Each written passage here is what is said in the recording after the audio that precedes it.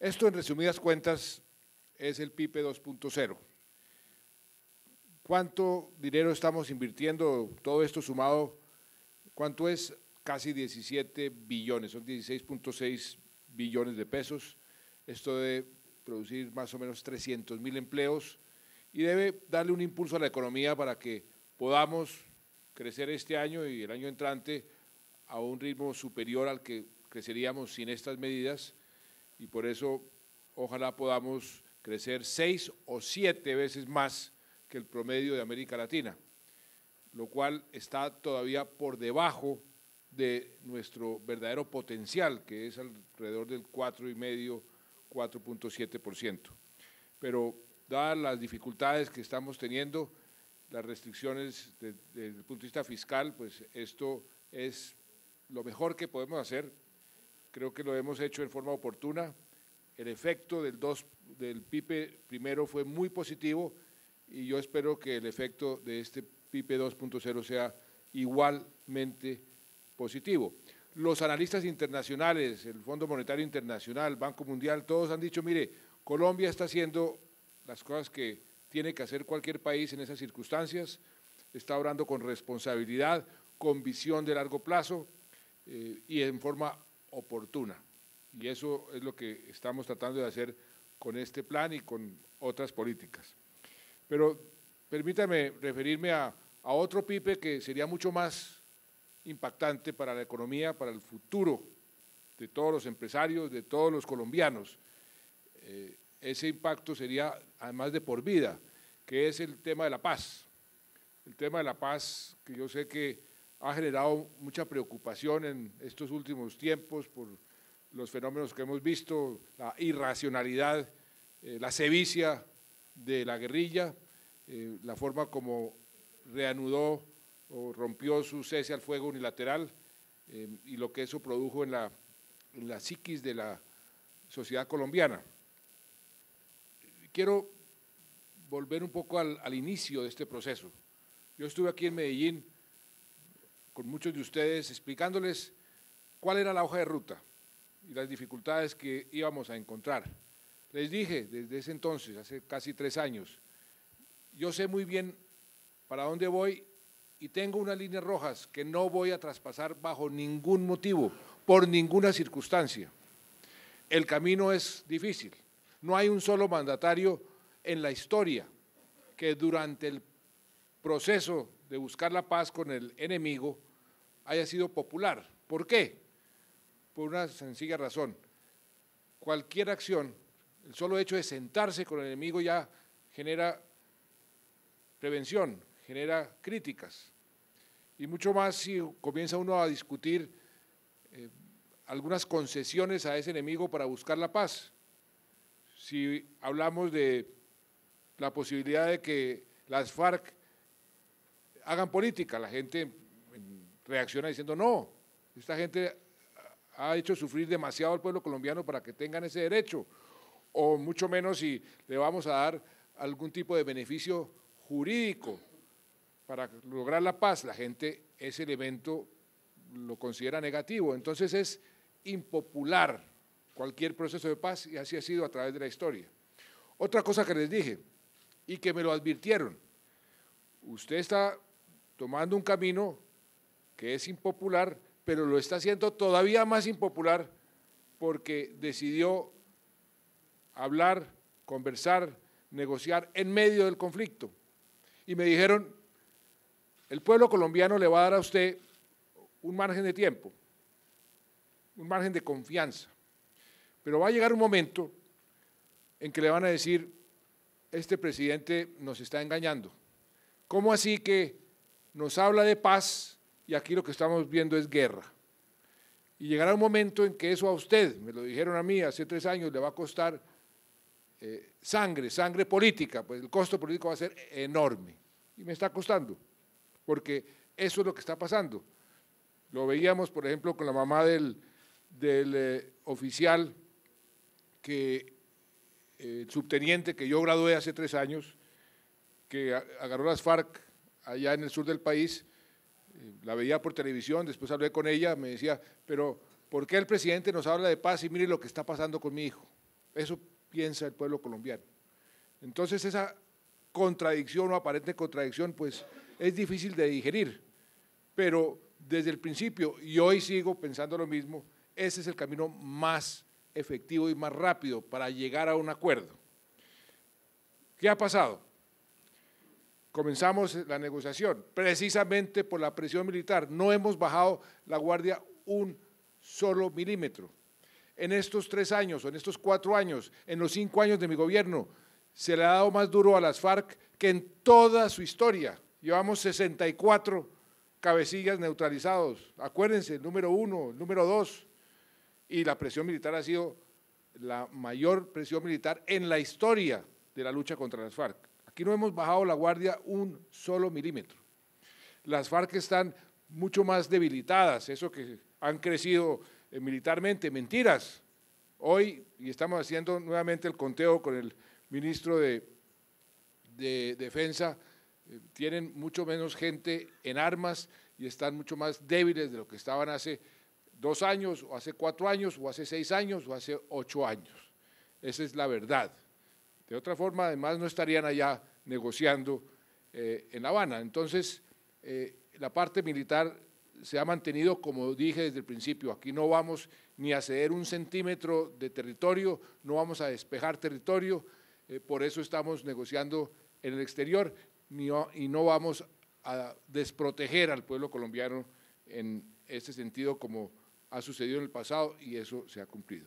Y las líneas rojas que pusimos, aquí no vamos a negociar nuestro sistema económico, nuestras instituciones políticas, nuestro modelo de desarrollo, no vamos a negociar sino los 5 puntos que acordamos negociar para ponerle fin al conflicto y los pusimos en forma específica y eso es lo que hemos venido conversando y desarrollando. Ya tenemos esos 3 puntos sobre los cuales ya hay acuerdos, los primeros 3, los últimos 2 puntos se están negociando simultáneamente y vino la crisis que vimos con el cese al fuego unilateral que la guerrilla decretó sin consultar con el gobierno, por eso dije yo, es una linda rosa, pero llena de espinas, y estaba llena de espinas porque me querían llevar a mí a obligarme a un cese al fuego bilateral.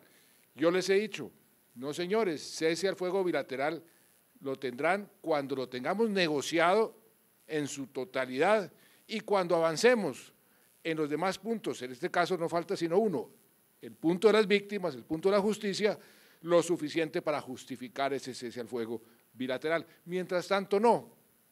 Entonces, eso es lo que ellos quisieron forzarme, a forzar al gobierno, les dijimos no, hicimos un gesto para ir desescalando el conflicto, con la suspensión del bombardeo, rompieron ellos su cese al fuego unilateral, volvimos a los bombardeos sin haber bajado la guardia en ningún otro frente y se generó esta especie de crisis de confianza en el proceso, la gente que de por sí y con toda la razón, porque yo también ingresé a este proceso con ese grado de escepticismo, diciendo las FARC en el fondo no quieren la paz, esta gente nunca va a firmar, esta gente lo que nos está es engañando nuevamente. Yo también entré con esa misma actitud, pero a raíz de lo que hemos venido avanzando, la gente comenzó a tener cierta confianza de que de pronto sí se puede lograr la paz. Y esa confianza se derrumbó con el ataque a los soldados en el Cauca y después todo lo que ha venido sucediendo desde entonces. Por eso, esta coyuntura pues también, en cierta forma, nos obliga a definirnos, porque como lo dije ayer ante los nuevos comandantes de las fuerzas militares, el tiempo se convirtió en un enemigo del proceso. No avanzar es retroceder. Y el tiempo se volvió crítico porque el tiempo y la paciencia van de la mano y la paciencia de los colombianos y la paciencia del presidente es limitada y en la medida en que no avanzamos estamos retrocediendo y quitándole confianza a la gente en la posibilidad de la paz, eliminando esa esperanza. Y eso es lo que ha venido sucediendo en estos últimos días, las últimas semanas. Por eso estamos haciendo un gran esfuerzo allá en La Habana para decirle a esta gente que o avanzamos en las negociaciones y concretamos los acuerdos, porque ya llegó la hora de las definiciones, de las determinaciones, o esto simplemente vamos a volver a lo que teníamos antes, a continuar la guerra, que es un costo altísimo. Y yo pienso que ellos han comenzado a entender esta situación, han comenzado a entender que efectivamente tenemos que acelerar ese gesto, que nuevamente fue un gesto unilateral de ellos, no consultado, vamos a decretar un cese al fuego a partir del 20 de julio durante un mes, a lo cual dijimos, eso no es suficiente. Yo lo que quiero es que se avance allá en La Habana, compromisos concretos para lograr acuerdos que nos permitan ponerle fin al conflicto. De otra forma, vamos a seguir patinando, y esa patinadera lo que hace es quitarle más y más apoyo y confianza de la gente en la posibilidad de la paz. Yo espero que en los próximos días ellos reaccionen y que podamos de pronto tener unas señales claras de que efectivamente vamos en esa dirección de terminar la negociación de los 5 puntos que nos permitirían ponerle fin al conflicto. En el entretanto, ¿qué han dicho ellos? Vamos a hacer este gesto para desescalar. Le hemos dicho no es suficiente, necesito más, y estoy dispuesto a hacer gestos recíprocos, pero lo importante es acelerar el cese al fuego bilateral y definitivo, que implica una cantidad de negociaciones sobre diferentes puntos. Por ejemplo, la propuesta del expresidente Uribe sobre la concentración de la guerrilla en ciertos sitios. Eso es un paso necesario en cualquier proceso de desmovilización. Tendrán que concentrarse, efectivamente, y para allá vamos, y eso es lo que tenemos que acelerar. Pero no solo eso, ¿quién va a garantizar la seguridad de esta gente? Que ellos nos reclaman, no queremos que nos masacren como la UP, tienen eso en la cabeza y tienen razón, los vamos a proteger, les dije ayer, los protegerá nuestras propias fuerzas militares, que serán los que van a tener las armas, porque ellos tienen que entregar sus armas, y los protegerán las Fuerzas Armadas del Estado colombiano. Y tenemos que negociar cómo van a entregar esas armas, en qué forma se van a desarmar, cómo se integran a la sociedad, a la vida civil. Esa parte del cese al fuego bilateral y definitivo tenemos que acelerarlo, pero la otra condición, que es lo importante para poder poner en práctica ese cese al fuego bilateral, porque allá tenemos que llegar en algún momento, si queremos parar la guerra, tenemos que silenciar los fusiles, pero para que eso sea posible, tenemos que avanzar en el otro punto fundamental, que es el punto de las víctimas, de la justicia. Ahí hay un aspecto o una información muy importante para que ustedes entiendan. El derecho de las víctimas, o los derechos de las víctimas. Las víctimas las pusimos como el centro de la solución de este conflicto por primera vez en la historia. Ningún otro proceso había puesto a las víctimas y sus derechos como el centro de la solución. ¿Cuáles son los derechos de las víctimas? El derecho a la verdad. Muchas veces una víctima lo único que quiere es que le digan dónde está su hija, dónde está su papá, su mamá, su familia, o por qué hicieron lo que hicieron los victimarios. La verdad. Y eso ha sido ya una constante, y en la justicia transicional ese elemento es fundamental. El segundo derecho a la víctima, a que la reparen. Nosotros ya comenzamos a reparar víctimas, llevamos más de 500.000 de víctimas reparadas. La guerrilla también tiene que reparar. Falta ese tema de la reparación. El tema de la verdad, ya hay una comisión de la verdad negociada, ese punto ya está chuleado. El segundo punto, el punto de la reparación, estamos a punto de definirlo. Falta el clave, el de la justicia. A la guerrilla se le dice, usted tiene que pasar por el sedazo de la justicia. Ellos quieren amnistía, les decimos, eso no es posible. La amnistía, como se decretó en América Latina durante tantos conflictos, hoy ya no es posible. Ellos dicen, es que yo no quiero ser la primera guerrilla en la historia de entregar las armas para irme para la cárcel. Les decimos, pero es que el mundo de hoy es diferente. Hay tratados internacionales, tenemos una constitución que nos prohíbe las amnistías. La opinión pública colombiana no la aceptaría y la opinión pública internacional tampoco. Y ese es el punto donde estamos, digamos, enfrascados, es el punto clave. Si hay progreso ahí, en ese punto, entonces sí podremos pensar en un cese al fuego bilateral y definitivo. Pero para lograr eso tenemos primero que negociar el cese al fuego bilateral y definitivo con todos sus elementos y luego tener la certeza de que en el lado de la justicia también tenemos ya unos acuerdos mínimos para poder decretar ese cese al fuego y que no caigamos en esa trampa de un incentivo perverso, la guerrilla con armas, sin presión militar y patinando en el otro tema de la justicia.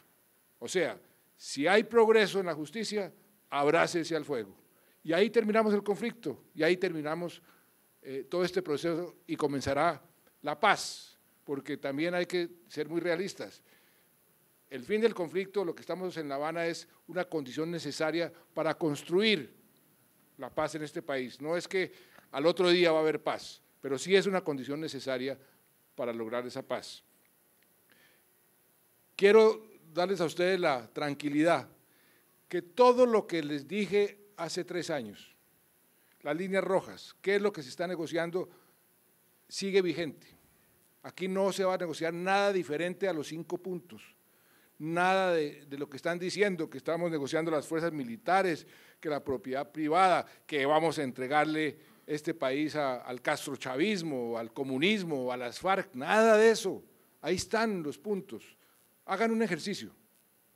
¿Cuánto de lo que han propuesto, y la guerrilla tiene el derecho a proponer todo lo que se le venga a la cabeza, y qué es lo que realmente se ha aceptado? ¿Qué se ha aceptado? Lo que yo dije que se podría aceptar desde el principio, las líneas rojas. Y eso es lo que voy a aceptar hasta el momento en que firmemos el acuerdo.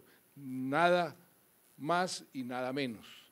Y por eso yo sé que hay gente que dice, no, es que el presidente con tal de firmar la paz entrega el país. No, señores, esas líneas rojas se van a mantener hasta el final. Y otros dicen, pero ¿por qué no cuesta menos? Óigase bien, dicen, cuesta menos seguir en la guerra y acabarlos militarmente que negociar la paz. ¡Qué equivocación! Esta guerra nos ha costado enormemente en crecimiento económico, por eso digo que el PIB más importante es la paz. En crecimiento económico, el país ha tenido un freno que nos ha costado entre el 2 y el 3% de crecimiento al año. La paz, en promedio, todos los analistas, las universidades, nos empujaría el crecimiento entre 1,5 y 2% de por vida. Eso es todo. Los empresarios, el costo de seguridad, el costo de la falta de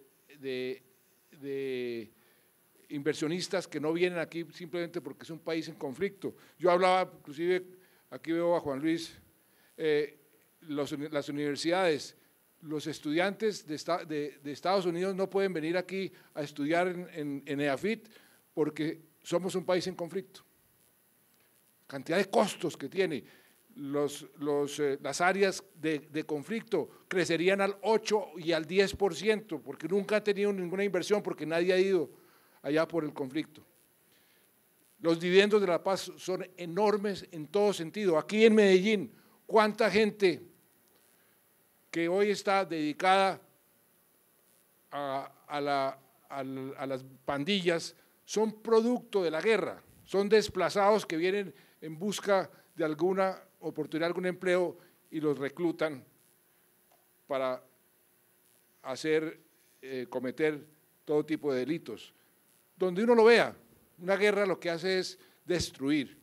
Ahí sí, como dicen, no hay guerra buena ni paz mala.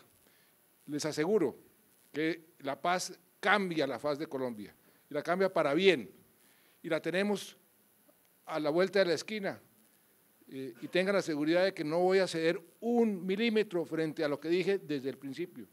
Y yo creo que si esta gente se compromete realmente a dar el paso en materia de justicia, ahí se destraba este proceso que estamos en este momento y podemos obtener esa paz. Si no, se lo decía a los militares ayer, tenemos las mejores fuerzas militares de nuestra historia.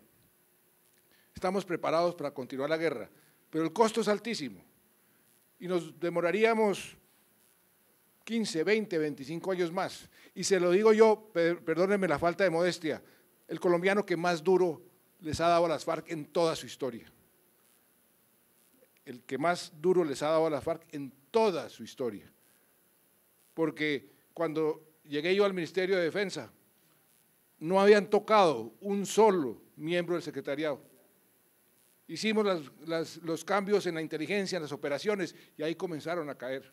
Y durante mi gobierno, y eso lo dicen las propias FARC, durante mi gobierno les hemos dado más duro que en cualquier otro periodo de su historia. Pero yo sé y conozco las fuerzas militares como la palma de mi mano, pertenecí a ellas, que no somos capaces de desaparecerlos, como algunos dicen que podríamos hacerlo en los próximos 10, 15 o 20 años. En cambio, con muy poquitos pueden seguir haciendo el terrorismo que están haciendo ahora. O sea que la paz, tengan la seguridad que es mejor negocio que la guerra. Y la tenemos cerca. Por eso, ojalá nos volvamos como a entusiasmar un poco con esa posibilidad, porque se requiere el apoyo del pueblo colombiano, el apoyo del empresariado colombiano, para lograr ese fin más noble, el más noble fin de cualquier sociedad, que es vivir en paz. Lo que pasa es que nosotros nos acostumbramos, infortunadamente, a vivir en guerra. Yo llego a ciertas regiones o a ciertos sitios donde dicen, uy, qué miedo la paz. Fíjense la ironía o la paradoja, qué miedo la paz, ¿eso qué nos va a traer? Porque es que hemos vivido demasiado tiempo en guerra. Pero tengan la seguridad de que la paz es el mejor pipe que podemos nosotros lograr, sin ceder, y no hemos cedido un ápice. Esto que la guerrilla se ha fortalecido, no se ha fortalecido, todo lo contrario, que ha tenido espacio político. ¿Cuál espacio político? Ustedes ven las encuestas cada vez más impopulares. Entonces, aquí prácticamente sin costo hemos venido desarrollando este proceso, pero el beneficio, el dividendo de la paz hacia el futuro es enorme. Por eso quiero darles esa parte de tranquilidad a ustedes, que sabemos perfectamente qué estamos haciendo, para dónde vamos.